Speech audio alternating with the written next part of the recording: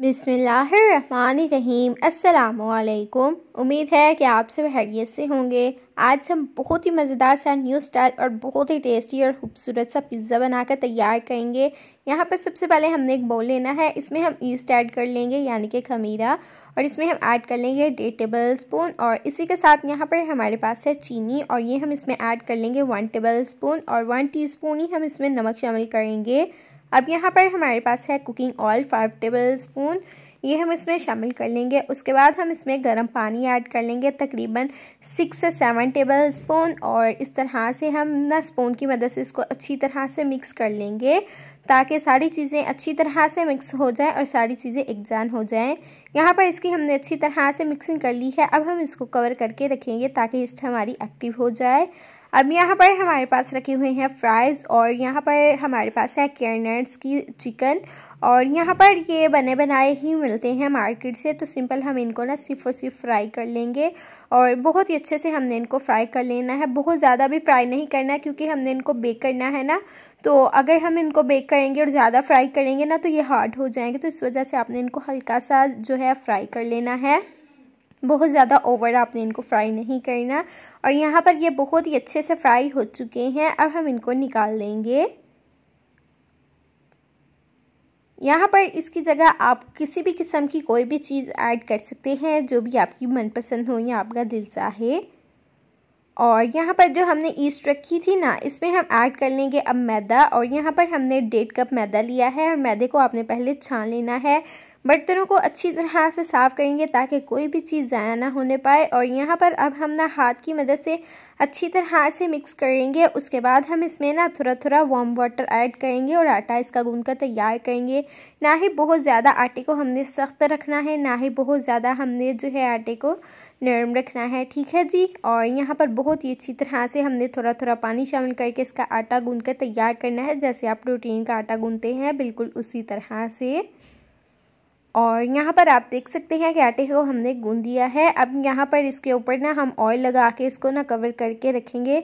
आटे को हमने रखा तकरीबन 25 मिनट के लिए, और आटा हमारा बहुत ही अच्छे से सेट हो चुका है। उसके बाद हम बेलन की मदद से इसको बेल लेंगे, और यहाँ पर आप ना पिज़्ज़ा ट्रे लीजिएगा, उसके ऊपर अच्छी तरह से कुकिंग ऑयल ऐड करेंगे। उसके बाद जो हमने आटा बेल कर रखा था ना, ये हम इसके ऊपर रखेंगे और अच्छी तरह से हम इसको ना फैला लेंगे। अब यहाँ पर जो हमने ना चिकन को फ्राई किया था ना, उसको हम ना हाफ़ कट करेंगे, और इस तरह से ना हम थोड़ी थोड़ी स्पेस में ना रख देंगे ताकि इसकी हम ना डिज़ाइनिंग बनाए तो बहुत ही अच्छी तरह से बनकर तैयार हो जाए। और यहाँ पर इसको ना हम साइड से फोल्ड करेंगे कुछ इस तरह से। इसी दौरान दोस्तों, अगर आप हमारे चैनल सीक्रेट रेसिपी ऑफिशियल पर न्यू है तो अभी तक से आपने हमारे चैनल को सब्सक्राइब नहीं किया तो सब्सक्राइब करें ताकि हमारी हर न्यू आने वाली डेली की रेसिपीज़ आप तक पहुंच सके, और ये बिल्कुल फ्री है।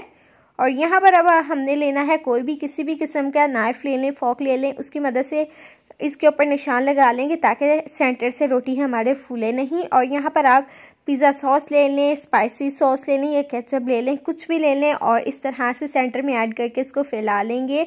और उसके बाद जो हमने फ्राइज़ ऐड किए थे ना, फ्राई किए, उसके बाद ना हम इसके ऊपर ना फ्राइज़ लगा लेंगे और चिकन लगा लेंगे।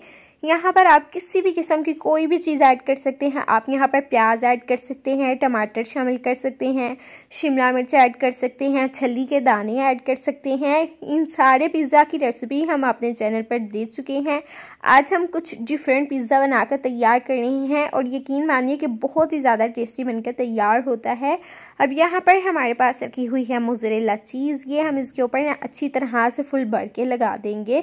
कम या ज़्यादा आप अपने हिसाब से कर सकते हैं। अगर आपको कम पसंद है तो कम ऐड कर लीजिएगा। किसी भी किस्म की कोई भी चीज़ आप इसमें ऐड कर सकते हैं।